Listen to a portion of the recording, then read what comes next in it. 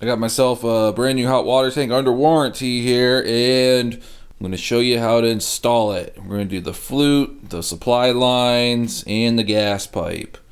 And since this tank is a little bit bigger than the old one, in diameter and tall, I can't just use my gas line I had because it won't work. Or I got to cut my water pipe shorter and everything. So we're doing basically a fresh install here. And it's going to hopefully be relatively educational. You can see the first thing I did is I removed the flute I had because it wasn't going to work. I got a couple new elbows and stuff I'm going to try to fit up here. So let me do that. And unfortunately, this isn't something that's quite straightforward because any installation is going to be different when you get your flute set up. But besides that, we're going to get into that. The most important thing, if you're setting your water heater on a basement floor, get it off the freaking floor. The old water tank, which is over there, it was sitting directly on this floor, and you can see we have some sort of foundation issue which I may have to address sooner or later because we have water coming in over here. And those are 18 by 18 concrete or just ceramic tiles that I picked up at Home Depot. They're like $1.50 a piece, and it's got two of them, and I got it set on that.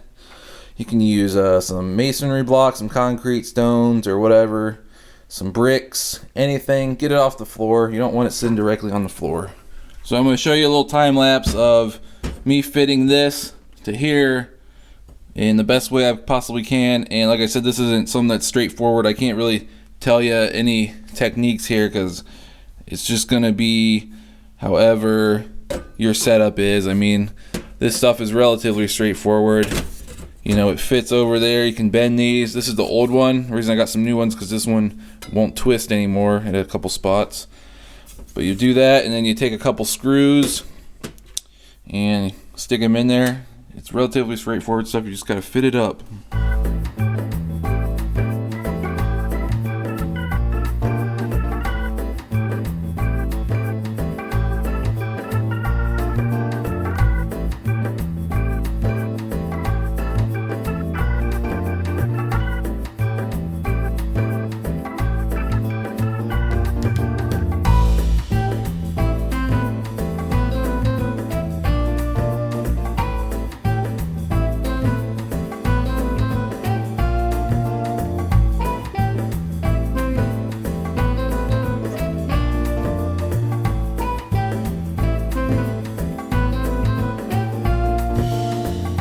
Alright, so I got the flute on here, and we don't have a whole lot of slope, but it is still going uphill. It's probably about a half inch a foot or so. Might be more than that, might be an inch a foot. But either way, we do have a really, really good updraft going up through here. Even without the furnace running or anything, we got air going up through this chimney, and that's a really, really good sign. And if I really needed to, if I find out we're having any backdraft issues or what have you, I can take some off of this elbow and drop it down and put more of an angle on it. But this should be fine. I can live with this. I started mocking up my gas pipe over here, and since this water tank's bigger, I'm gonna just leave this stuff in place. I got my shut-off valve coming down here. I'm gonna swing it out a little bit, and I'm coming down all the way down here, and this long pipe's actually just gonna have to be crooked a little bit, and I'll have to swing those, make those a little longer, extend that stuff with the regulator. And I will be the very first person to tell you I'm trying to save money here. They make flexible hookups, so that would make your life 10 times easier if you bought a hose to go from there to your gas pipe. And they're flexible hoses, but they're expensive. I mean, you could have $60, $80 just in 3 hoses for gas and 2 of your water hookups, but it will make your life a lot easier. They do make those, but I'm doing it hard wired, soldered.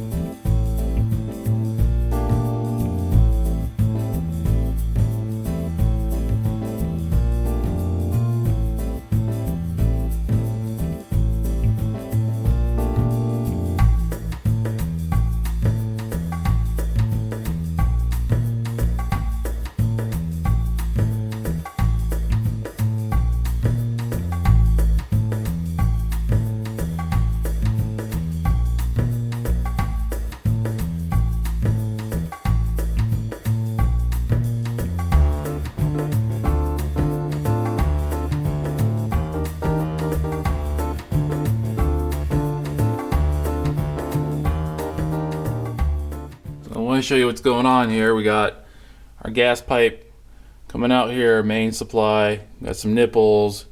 We got our shut off going into some right angle in the long pipe. And down here I got a street elbow with a union going into a union, and that's so you can disconnect it. And over here to a pressure regulator that was there.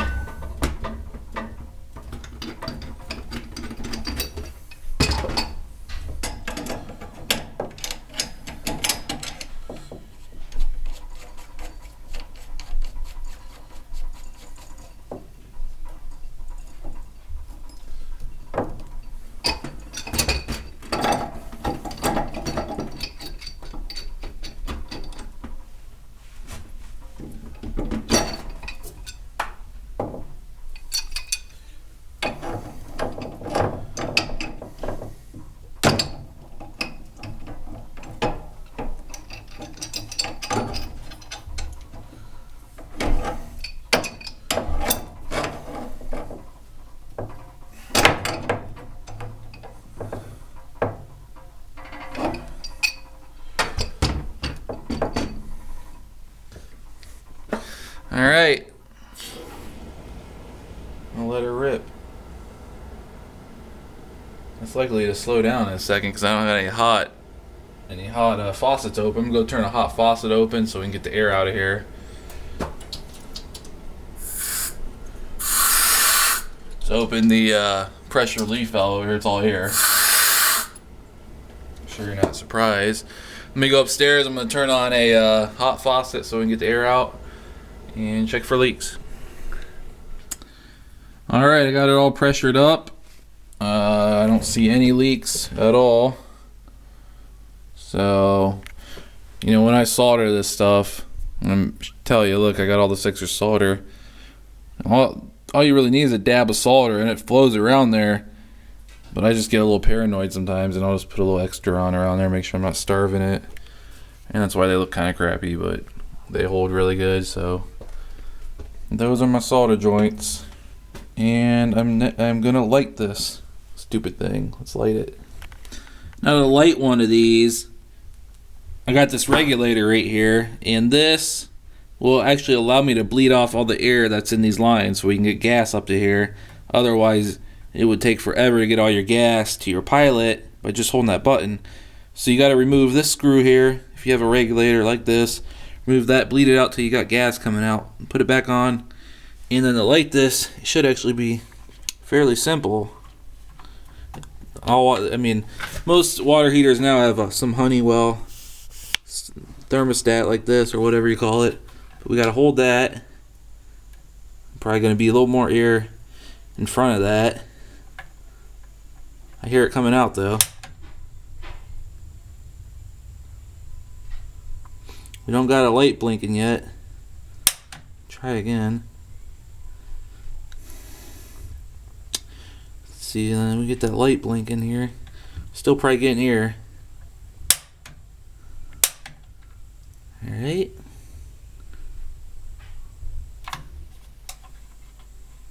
Oh. I think we're actually lit. Yep, we're blinking. It's about the light.